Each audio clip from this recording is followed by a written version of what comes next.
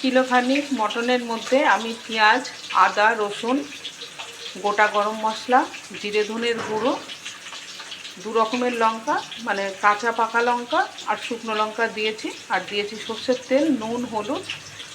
খুব ভালো করে পেস্ট করে এটাকে চটকে চটকে মেখে রেখেছি। তো ম্যারিনেট করে আমি বেশ কিছুক্ষণ রেখে দেবো। আর পেঁয়াজটা কিন্তু আমি বেটে দিইনি, পেঁয়াজটা আমি কুচিয়ে মেখে দিয়েছি মাংসের সাথে। আলুটাকেও বেশ বড় করে কেটেছি, কেটে আলুটাকে খুব ভালো করে ভেজে নিচ্ছি। আর এখানে এঁচড়গুলোকেও দেখো খুব বড় করে কেটেছি, এই এঁচড়গুলোকেও দিয়ে দেবো। এঁচড় আর আলুটা নুন হলুদ দিয়ে ভেজে তুলে রেখেছি। এখানে কড়াইয়ে আবার নতুন করে তেল দিয়ে ম্যারিনেট করা মাটনটা খুব ভালো করে কষিয়ে নেব। মাটন রান্না করতে গেলেই মার কথা মনে পড়ে যায়।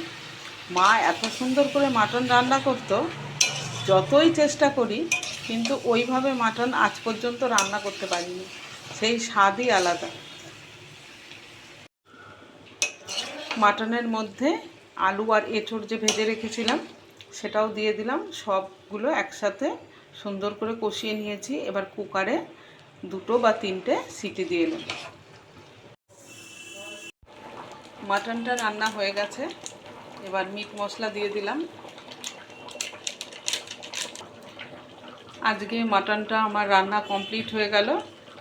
আর যেহেতু এক ছেলে খায় না মাটন, এই জন্য 2টো ডিম অমলেট করে এর মধ্যে দিয়ে দিলাম। মাটন খায় না বলতে ঝোল টোল সবই খাবে, শুধু মাটনটা খাবে না, এই জন্য ওর জন্য 2টো ডিমের অমলেট করে একসাথে দিয়ে দিয়েছি।